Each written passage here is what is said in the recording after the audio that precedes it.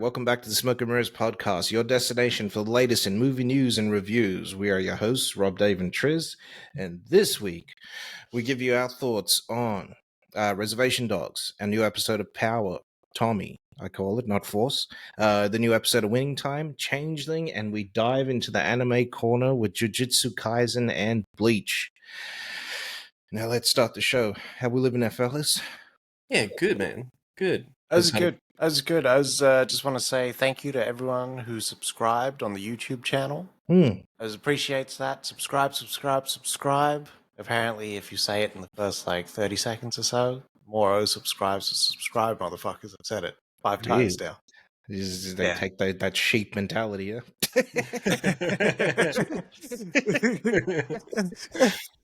Badly. Just fool people into subscriptions. I'm gonna get you. And I'm leaving with something. How you living there? Yeah, I'm good, dog. Was that like a nice movie weekend? Beautiful. I watched a whole lot of movies this weekend, which was great. Nice little catch up. Nice. All right. Shall we get started? No. The hideaway in that anime corner. Yeah. Why did my camera go blurry? But still, we're back now. Yeah. Your clothes are red now. Don't mess with Evil Betty. He'll cut off your big toe. Trust me. I know. That's a lot of nuts. Still tender. We'll start off with Jujutsu Kaisen. So the last episode prior to this ended off with Mahito fighting Mechamaru. And it was mid-fight when they fucking cut this as well. And it pissed me off. So they started off strong again, and they begin it with the fight once more. Normally they do like almost like here's a different scene before we get stuck into this, but they went straight into the action with this. Good. Thank God for that. So all the budget was on the screen for this fight because Mechamaru is near the size of Godzilla at this time. Just this massive, looking like a scan pan stainless steel bear just coming up to this small guy. Teflon, baby. But they're fighting in a dam as well, which is cool. So he's on the side with all the water, and that's where he's erupted from. And so he's about to make an impact. About to bust. Dam busters. But you find out that the guy controlling Mechamaru, the way he's powering this fucking thing is that he's using the years he's been almost in solitude. So he's got 17 years of power. And he just he charges up an attack and he's like, hey, I'm putting 3 years into this move. So he's trying to use his time as efficiently as possible because his whole goal with fighting Mahito is that he needs to break out of the veil that they're in. So the veil is used so non-sorcerers can't see what's going on. It's almost like the building in the shadow, how they hide it like that. So his whole goal with fighting Mahito is just getting out of there and trying to get to Gojo as fast as possible because he knows that if he gets to Gojo, he can plead his case and as well as that stay safe because Gojo is still the most powerful sorcerer around. And so he's having this massive fight with Mahito, which was fucking unbelievable because we have Mahito who's this small ant compared to this guy, and they show how Mahito's almost flying through this dude, and they go from this dam to the edge of a mountain as well. And this whole time, he's got this move, something similar to Blade with the syringes in the first one, how it makes the vampires blow up. And he's using that to throw them at Mahito as well. Because Mahito's power is that he can just regenerate himself endlessly. Yeah. And then with this fight, he thinks he's finally killed Mahito with one of these moves. But then they finally break out Mahito's domain. And this thing is fucking unbelievable. It's almost like a place of power for each sorcerer where they sort of build their powers from as well. And you see all these hands start coming together and building the circle around them because his whole thing is like patchwork. He can put people back together, he can regenerate them, but it's just a husk of them. It's almost like he's taken their soul. It's like Shang Tsung, basically. And it just looks fucking cool. It's Yeah, it's hard to explain, but it's like hands coming together to build the whole fucking thing.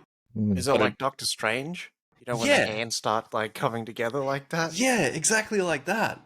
Fuck 100%. It's like that, and then it just goes to blackness like that, and then he kills Mekamaru from there. So he thought he got out safe, but then still nothing. And it all ends off because this was a big ass test that Gito was trying out, because the veil he created was actually from a man-made object to create it instead of a sorcerer doing it. So he's imbued all this cursed energy into it, and now it just flips to it's nighttime and they're in Shibuya now, and it's during Halloween. And now he's got that, and he's made this veil over all these just non-sorcerers while they're partying in the streets of Shibuya by the crossing and all that shit as well. And all of them are saying the exact same thing, which is just bring us Gojo Satoru. And then one guy is like banging on the edge of the veil. He's trying to get out because he can't. And then he feels his hand go through, and then he gets flung back, and you see just Gojo walk through. And that's where the fucking episode ends.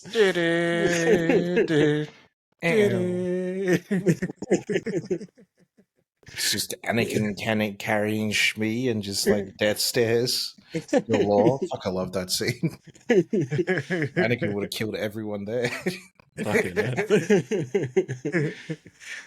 But yeah, so that's where the just whole work for them. Just the shotgun coming out.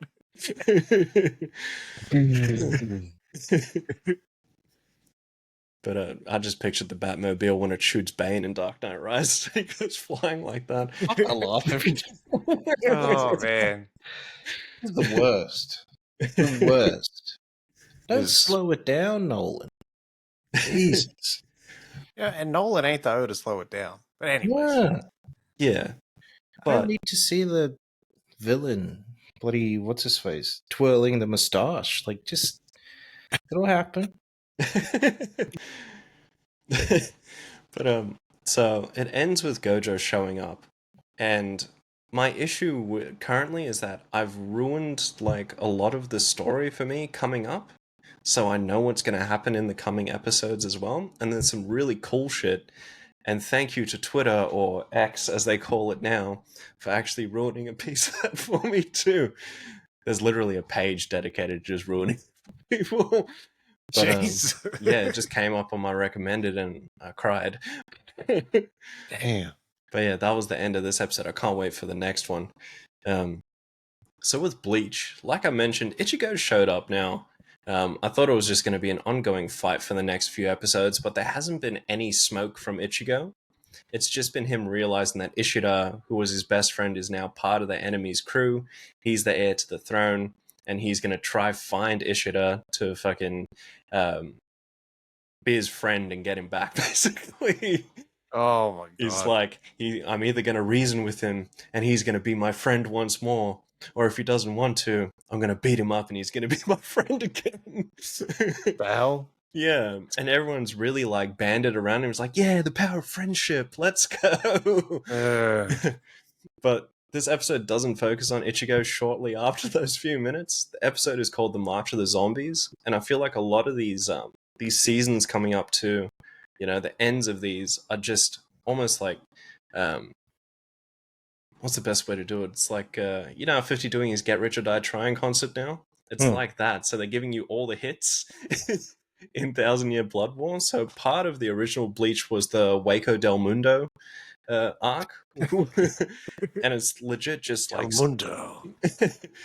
And it's legit, they call themselves the Aaron Cars, and they're all very much Spanish-related fucking enemies. Okay. They were the Filipinos.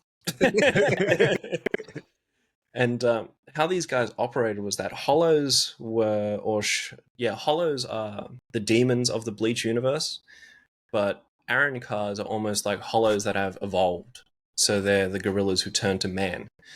And now they have these powers. They're not to be trifled with. They're very much in the same power ratio as a Soul Reaper as well, or a Shinigami. And they have their own little clique. And so part of the original Bleach was that Ichigo came through and fucked up all these guys. Like, he was the bane of their existence and destroyed all of them. Majority of them were gone. Some of them became allies as well, because some of them were existing Soul Reapers that became Arankars as well, which was very interesting. But what happened is that these guys died that opposed him, and now they've brought them back and resurrected them, and they're all allies now as well. Jeez. And so the whole episode is called March of the Zombies, and one of the Stern Ritters, she raises people from the dead, and then essentially just has her own zombie army. And then always forget his damn name because it's so damn long. It's like Otsot Saruji or some shit. But he's the scientist for the Soul Reapers, and he's one of the captains too. And he's the guy who's resurrected these Arankar, and they just come through and fuck everyone up.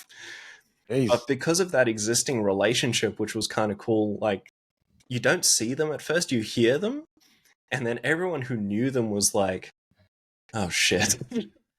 Some of them had like big arguments, like very classic anime where it's like, you're ugly, and then it's just very much a fight after that. Yeah, like these two guys, very, very Metro style dudes, and they argue over who's the more handsome one. Yeah. It was fucking hilarious. And so these guys come through and they start fighting, and they've joined the fold as well with the Soul Reapers, trying to take back everything that was in the Soul Society, which is kind of cool. There was nothing too big other than the reintroduction of them in this, but you can tell that they've taken only the Arankar that you wouldn't really root for, because they're going to bring out all the other big Arankar that had the massive fights in the original show as well. So we're waiting for people like Grimjow and a few others too. So Grimjow, and there was this other guy who fought Ichigo, and it was fucking cool. But yeah, so this was this cut off halfway as well with that fight with the Arankars and the zombies from that Stern Ritter, because there is a sequel for March of the Zombies 2, which is the next episode today. Do you find it weird that they're redoing basically the show? Is that frustrating, or how does that feel actually going through watching it and you kind of know the beats? So for me, like, I'm getting a little frustrated with it, but it's also because I realize now that Bleach is just very much the same story over and over. Ichigo's like, oh no, I have lost my powers, I am powerless, I must get them back. Gets them back, and then does the exact same thing with every other arc as well. Like, he just constantly gets stronger like Goku. Yeah. But it feels like there isn't as many stakes, because Goku, like, he was a young boy and he wanted to get stronger. When the blood moon hits, he becomes ape. He had to control that. He was like a werewolf. That's why he had the tail in Dragon Ball. Yeah. Because he turns into a massive Saiyan monkey when the blood moon hits. And then Goku, as like a tween, he was very much trying to figure out who he was, because he didn't know his father. He was born on another planet. And then after that, he becomes a father, and then it's all about establishing his rights as a dad, or a deadbeat dad, since he always dies and just leaves his kids.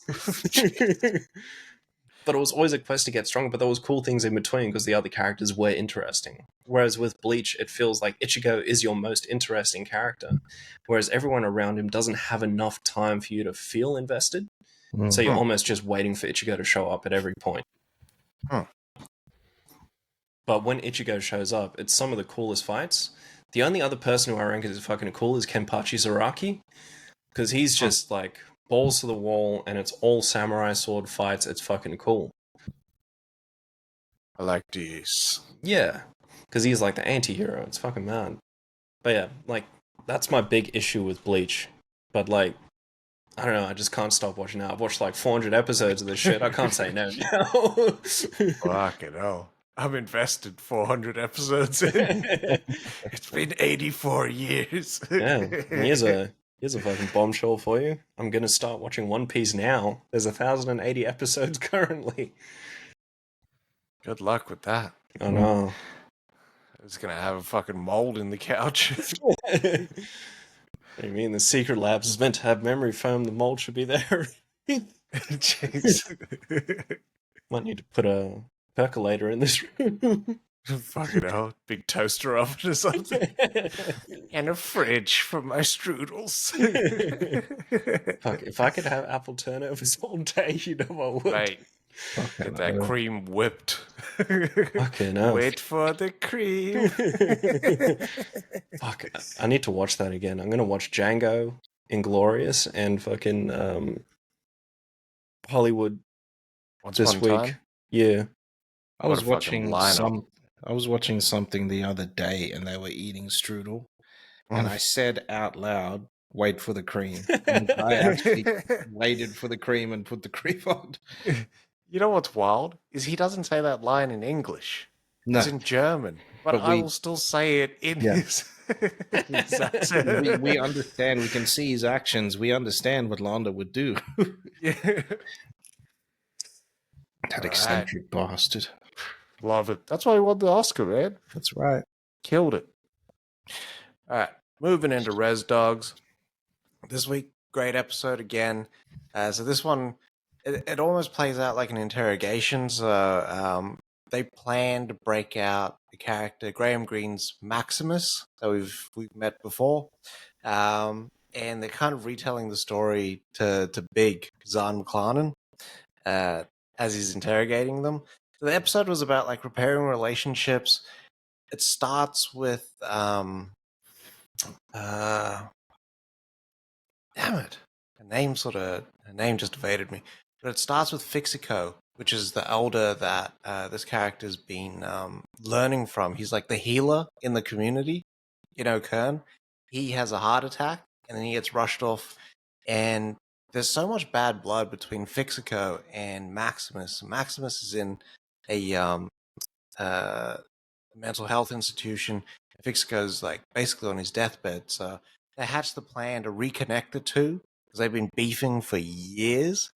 And they're the elders, you know what I mean? And in native community, they're supposed to be really important. So bad blood between them and Fixico dying would be horrible. So yeah, they plan this full on plan to get a fake tour around the hospital to cut the telephone wires and everything, only to find out that Maximus could have checked out at any time. It's like voluntary. But he knows that he needs to be there to help himself because he gets out, he gets off the meds, and then he just like starts writing letters to random people and calling random people up about alien conspiracies. Anyways, along the way, like continuing on that repairing relationships theme, the Res Dogs and their other rival gang in O'Kern piece it up and they join forces on this mission.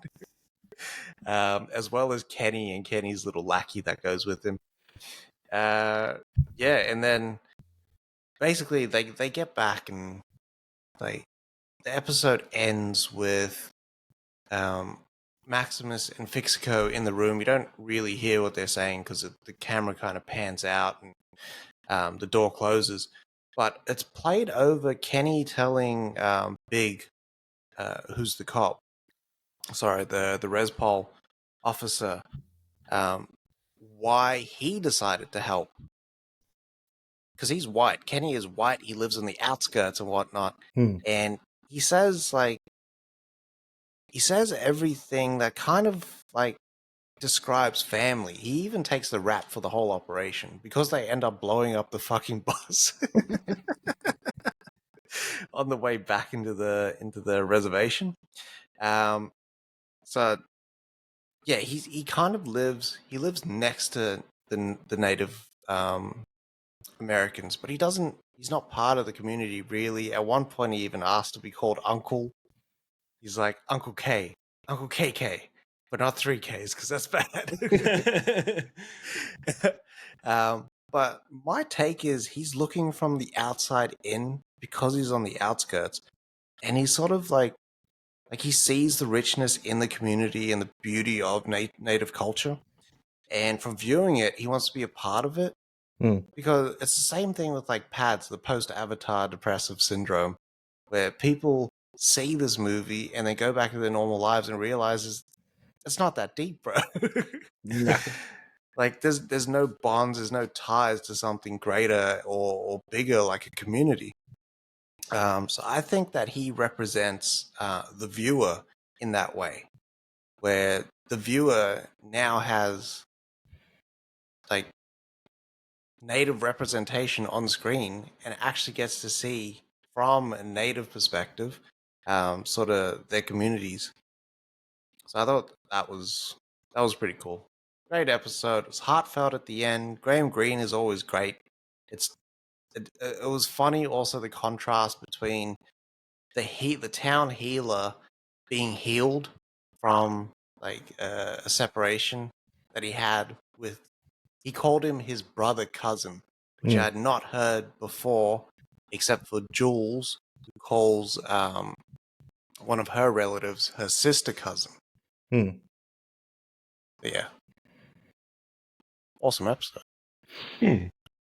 All right. So jumping into Power, this one starts with them dealing with the whole blowback of that little kid getting killed on the attempted hit for what's his face? The attempted hit on Tommy. Why did that shit just switch? Oh, cool. Anyway, yeah. So they go and see Diamond's brother. I think his name is Gerard. To tell him, hey, either you put this guy down for what he's done in the community, or I'm gonna have to step in and fucking do it. And that guy's like, he doesn't want to at first, but he realizes, hey, I have to do this because this guy's not listening to me. I told them, do not touch Tommy because it's gonna cause this shit in the community. You're not listening. Obviously, this guy's not listening. Tommy tossed him, even though he's a rival crew, we're tracking down this O and taking him out. So that's sort of playing out in the background. This guy Gerard is like, he's starting to lose it. He owes the Serbians. It's the Serbians. I remember this week. He owes the Serbians money. He owes he just about got out of owing the Mexicans money, which you don't want to do. What's his face? And he's starting to get high on his own supply. So that's playing out. Tommy gets called into a meeting with the head guy of the what's his face, the Irish mob, which is played by the O, by Chibs from Sons of Anarchy. Don't know what his name. Sean Flannery? Yeah. No. Yes. One of them. Yeah. Gets called in by him. Tommy's obviously still looking for who actually killed his partner, Liliana. He knows that it was the daughter of this O, and this O sort of kind of confirms it and everything, and then just to prove a point to his daughter, and starts taking away her money and taking away everything. The only thing he leaves her with is her security, right? And he said that can go either way. So this O, he doesn't care if he sacrifices his daughter to Tommy, which then leads into him having a meeting again, getting called into a meeting with the Mexicans. They show up, they get taken to this back room. There's 2 seats sat out there. Him and Diamond get called in. They get brought into the room. 2 seats there. You see 2 guys, which Tommy overheard talking about the drop, which they robbed the other day. They sit down. The guy there's this canister in the middle. Guy takes the top of it, the Mexican guy. There's obviously liquid nitrogen in there. You see them stick this O's hand in liquid nitrogen and freeze it fucking solid. And then they continue to get Tommy and them to hold him down while they smash his hand into 1,000 pieces. Fuck. Yeah. And that's for supposedly stealing from them. So they caused it. They come out of that meeting. They think that meeting was like a message to them. They obviously say, don't worry about it. They didn't say it was us. They don't know it was us. Yeah. It's just getting crazy. The story, basically the episodes then goes to Sherrod meeting up with the guy that shot at Tommy at his grandmother's place. He draws down on him. His grandmother's like, hey, if you kill me, if my grandson shows up dead, basically, I'll be able to pick you out from a lineup because of your ears. So she threatens him, and then he basically, like, tries to get in with these other people. Shit goes bad. They steal his truck, which is a mad Lambo truck, and then he gets this that shot at Tommy to drive him round. And episode ends with him actually strangling the O in the fucking seat. So he's fucked. Jeez. Absolutely fucked. All the while there is a investigation going on. There's a joint task force with the cops and everyone trying to find Tommy now. Yeah. So it's crazy. It's getting too hot in these fucking Chicago streets now. Yeah. I reckon. Took 4 episodes to get a fucking manhunt going on this guy. It does take a while, actually, the manhunt. Because you got to have evidence and all this other shit. You can't just be like, I want a task force, because this is money, you know what I mean? You find out in The Wire why they don't do this shit often is because all the overtime and everything they have to pay. And Yeah. we saw that in We Own the Night. We Own the City. We Own the City? We Own the City. Yeah. Like, you would just juke everything so you could get fucking overtime stats, because that's your actual money. I clock in at like 12 p.m. Fuck. Wild shit. Sorry, I was messed up. It's Tommy Flanagan. Tommy Flanagan. Yes. Yeah, that was always a legend. Those love Sato. Yeah, big time. Both. All right. And then this week, winning time. So last week ended with a fuck Boston, which was mad. Mm-hmm. Yeah. This week starts up with them. It wasn't Houston. It was Philly, sweeping Philly. I think 4 games to 2 in the final. So they absolutely just demolished them. Mm-hmm. Right. So they win their second ring. The Lakers, they're all happy and everything, and they come back. And like you just see them doing so well. You know what I mean? Like, just absolutely murdering it. And then it comes up to the finals, and it's they're against Philly again. So it's Moses Malone and Dr. J this year in fucking Philly. So they got a fucking monster team, and they have a chip on their shoulder because they got beat by the fucking Lakers last year. Right? Yeah. So they're all fucking, they're G'd and everything, and they're all happy, and they're talking about what they're gonna do after the games and shit because they know that they're gonna sweep Philly. Right? It's Philly. They beat them last year, and Pat Riley tells them, "Hey, these guys, like, they fucking hate you right now. You beat them last year. They've got a reason to want to fucking beat you. So don't get fucking cocky and think that you're gonna go out there and fucking sweep them." They get swept fucking 4-0. Badly.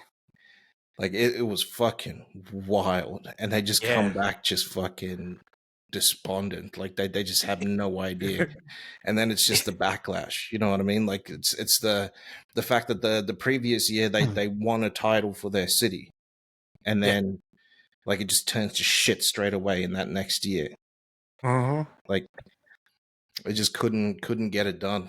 And just the way that the news and the fans change and everything, you get to see that. You get to see in this episode Dr. Boss, fucking idiot.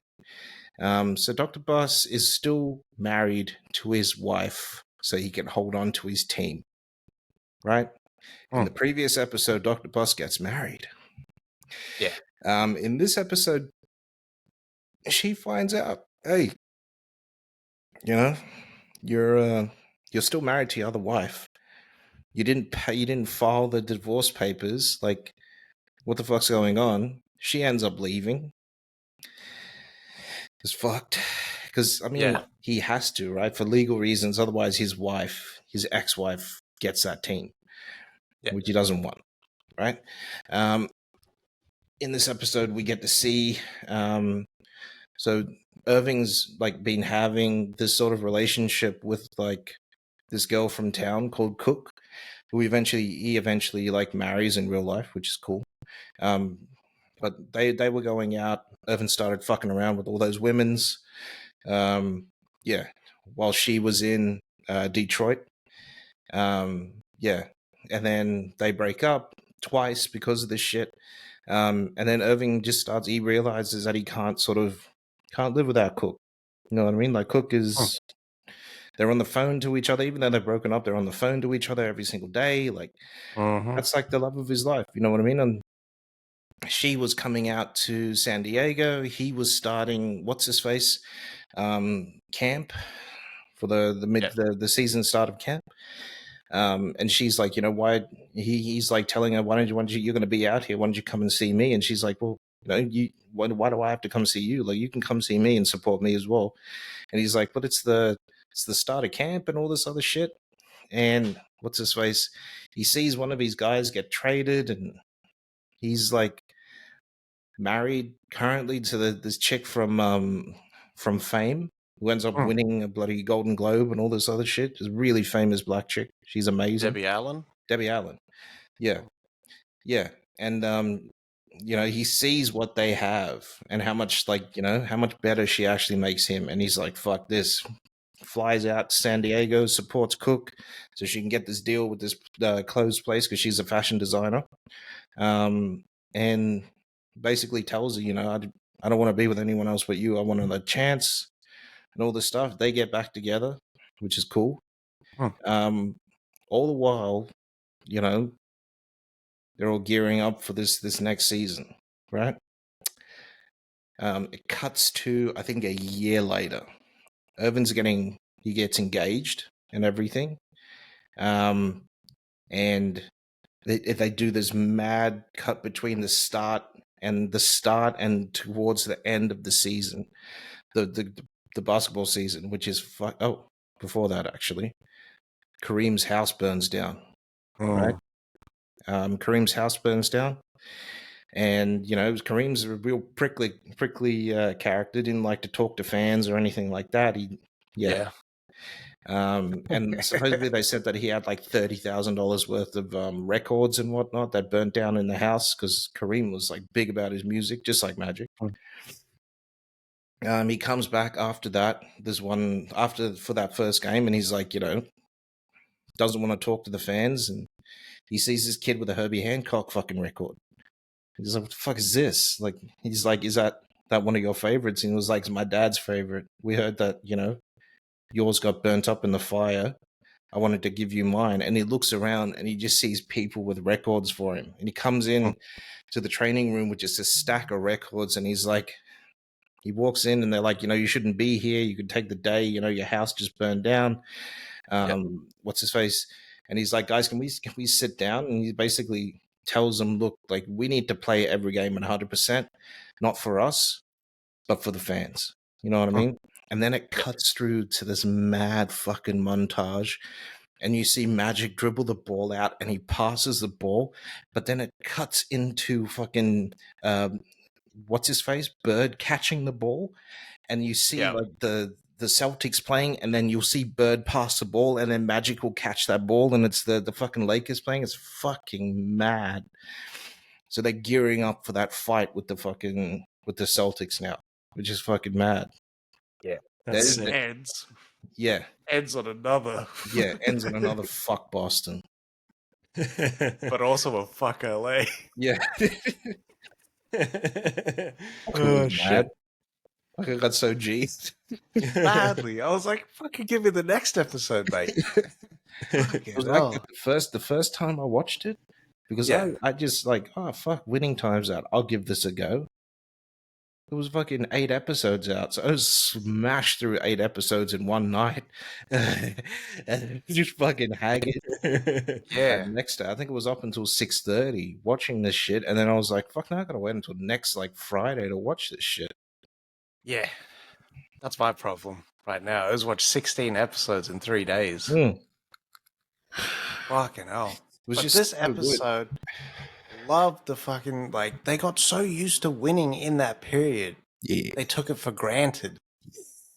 That fucking Philly would come in and slip kick. Oh, man. They were just like Dr. J ate shit, you know what I mean? Nah, Dr. J had a little bit more in the fucking tank there. What Dr. Bus says, it's you get complacent at the top of the mountain. That's right. That little push can just like roll you off with ease. Yeah. He's like, because you're just not trying as much. Yeah. But I also like Pat Riley's like his thoughts going into the season, where why are we beating ourselves up over every loss? Yeah. Like you can in over the course of like 84 games, you're gonna get some losses. No one has a perfect sweep. Mm. You know what I mean? But it's the learnings that you sort of take and you make your team better. So yeah. That montage at the end was fucking awesome, Oh man. That was next level. I love that they're building this rivalry, but it's not because Johnson and Bird haven't faced each other face to face, and when they did, it's not like Bird didn't even act like he was there because he was still fucking butthurt from getting his ass kicked in the college game. Get the fuck down. But like seeing the clippings and stuff, like they're watching each other's games. Yeah. You see like Bird top scorer 33 points. Then you see Magic top scorer 33 points. Yeah. It's fucking on. The rivalry was amazing. Yeah. But those two like ended up being like the best friends, like the biggest friends, because they were so similar and they love the game. That's all it is. They understand it's a game. You don't get personal. I'm gonna talk shit though. And they both did. Yeah. But this is the game. Fucking oath. That moment that Kareem comes in, though, in that locker room, because I find Kareem he can be really inconsistent sometimes in terms of his attitude. Like, that first scene when they introduce him on the Flying High set or airplane set, and he's like, fuck off, kid. Yeah. That's what I expected with the record. Yeah. But he's always, I'm shitty. Like, I've got a shitty mood. And then something happens and he's like, fuck, yeah, you're right. I need to step my game up. And then he goes back to, like, when Magic was acting up, he goes back to that same shitty mood. And then bang, he's back again. Yeah. It's almost like he's got to lose something to turn it around. Yeah. Fucking mad episode. Great show. That's a really good show. You know, this show, the way that they shoot it, with the grain and everything, which is itself a tell on the era that they're in. When they're in the 70s, it's got that little rectangle on the side. When they're in the 80s, they've got the fucking grain there. Yeah. Yeah, the 70s had shitty color and the sharpness was cut.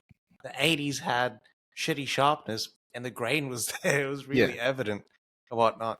But I think it's more immersive than Succession was with how it would find someone's reaction, which is the real tell of that character. Yeah. When someone would say something and then just like move over to this character and be like, Fuck, it was good. Jason watched that first season already as well. I watched everything. Jeez. That's it. I watched 16 episodes by the time it hit Tuesday, dog. Oh my God. After you were talking about Adrian Brody, I was like, nah, I need to tap in and fucking watch. He really picked his game up in this. I think Adrian Brody is really built for TV. He carries the fucking load in the show. Everyone is either charming or they're angry or they're comical. But Adrian Brody, he walks the most human line in the show as Pat Riley, and I feel like he's the one that's tortured the most and puts out the most. Like he picks the fucking like the pieces up and pushes forward. Yeah, which is also weirdly his strategy. Yeah, exactly. Like, what can we sort of focus on? What's actionable? And fucking Jerry West for me. Jerry West is my favorite character. Oh man, you fucking. Isaac Clarke is a fucking he's a fucking man. Absolutely kills the show. Like at first, I was like, "What the fuck is Isaac Clarke, Jerry West?" And then I saw Jerry West, and I was like, "That's Isaac Clarke." Like he's exactly the same. Yeah, I did not like Isaac Clarke until this. What has he done before? I liked him in What's His Face, the second Apes movie. He was in Apes. He was in Lawless. He was in fucking Terminator Genesis. Yeah. I like Jason Clarke. Jason Clarke. Isaac Clarke is a fucking Britisher. He's the man too. Yeah. You know what else I love is Red, because Red just is the GM for the Celtics. Yeah, Michael Chiklis. Michael Chiklis kills this shit. The Enforcer. Yeah. Yeah. Red Auerbach. He's a bad motherfucker. I loved that scene between him and Larry in this episode when he's like, season's finished. You know what I mean? Don't worry about it. We're gonna get them. We'll get them next year. And he's like, he says something like, I hope they fucking fail or something like that. And Larry turns his back and Larry says, I don't. Yeah. Until they get to us. Like, that's what he does. Larry knows. That's the end game. Yeah, I love that. I love that they want to play each other. They want it. Like, they have to. They're shitty if it's not the Celtics. I mean, this was also the episode where after Dr. Bus gets slapped with that $100 million defamation, like, fucking case. That's a wild lawsuit to be slapped with. Yeah. Like, when he walks into the locker room and he's like, they're not your rivals. They fucking dominated you. Yeah. 6 attempts at the fucking gold. And Jerry's standing right there as well. And Jerry was part of all 7 of us.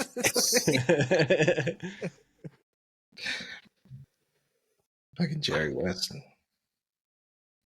Great fucking TV. How fucking was I missing out on this for like 2 years? Told you. I told you. I know. And now you need to watch that Lakers documentary on Disney, on Star. That shit goes through all of this. You get to see all of this big.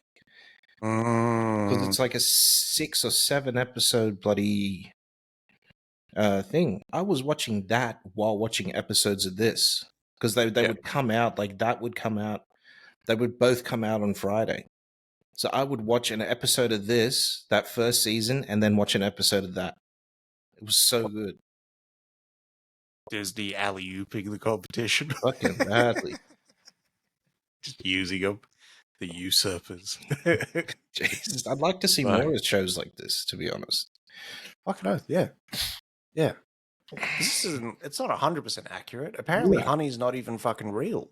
No. She's not real. She's like a composite of 3 different real-life chicks, apparently. It's weird. He's starting to look more and more like Dr. Bus this season. Like, it's weird. I look at him sometimes and it's like, that he's really looking like Dr. Bus now. Saying that, I don't see Will Ferrell playing that role. You know how Will Ferrell wanted to play that role? Did he? Yeah, that's the whole thing. That's why him and Adam McKay are no longer producing partners. Oh, wow. Because Will Ferrell was like, I want to play Dr. Bus. But Adam McKay had already cast John C. Reilly. But John C. Reilly looks like Dr. Bus. Yeah, but I think Will Ferrell wanted the role just for comedic value. Because I don't see Will Ferrell putting in the work to do the dramatic shit. No, because there's a whole lot of dramatic stuff. Yeah. I mean, the mother dying and all that sort of stuff, his backstory, like, Dr. Bus didn't have it easy the whole time. Like, no, I did not. That's when I realized during that when his mother dies, that I realized that Will Ferrell could never do this. No, Will Ferrell could never. John C. Reilly's always been the actor. Right? He's always been the actor that was really good at comedic roles. But at the heart of it, he's still an actor. Yeah. I think it's the voice. When I hear John C. Reilly's voice, I'm like, fucking, that's fucking hilarious. No, John C. Reilly can really play, like, he's got the perfect voice for the defeated man as well. Yeah. Because he sounds like a lighthearted Seth Rogen. He does, yeah. More soul Seth Rogen. Yeah. Mm. All right, we'll get into Changeling to round it up. So, episode 4, this one finds Apollo meeting up with William, the guy who's going to sell his original To Kill a Mockingbird copy to, because he found it. So he's the O that goes to like the places to look through like boxes and shit, abandoned places, deceased estates and all that, to look for books that are rare. So rare antiquities dealer. So he's selling this copy of To Kill a Mockingbird for $70K to this O, William.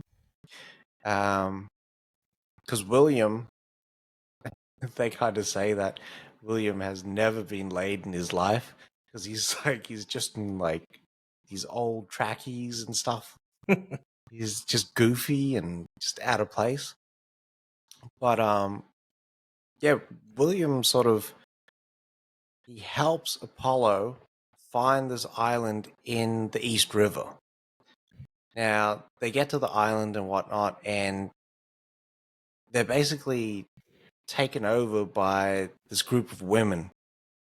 The island is apparently a witch coven. So they get in there, and William gets the shit beaten out of him. I thought they were going to kill him, weirdly, because they hit him with like a bat or something like that. They hit him like 5 times in the head. And they stomp him and all sorts of stuff. And then they chuck him in these cells. And then William's like laughing, and he's acting like he wasn't just beat up. And they're kind of threatening Apollo with this stuff called humble pie as well. So, like, I was wrong about Lakeith. He absolutely suits this role. He does really, really well in this episode where, like, the broken man. And, like, he puts out a lot more sort of quiet strength. And I think I had to sort of get used to that portrayal of, not of the character, because I didn't know anything about the show before, but just, like, maybe his layers that he's chucking in there. I don't think this William is what he seems. He was able to, like, he talked a lot of shit in this episode. So he said that he didn't drive boats or anything. But then you see him later on in the episode and he's driving a boat. He's like, what the fuck's going on? And then he says, you found the island. I didn't find it for 3 years and I was looking for it. So you find out through the episode that his wife also did the exact same thing that Apollo's wife did. So he's got more insight that he's kind of letting on. He didn't die with the beating. So I'm like, is there some, like, what's the supernatural thing that's kind of going on here?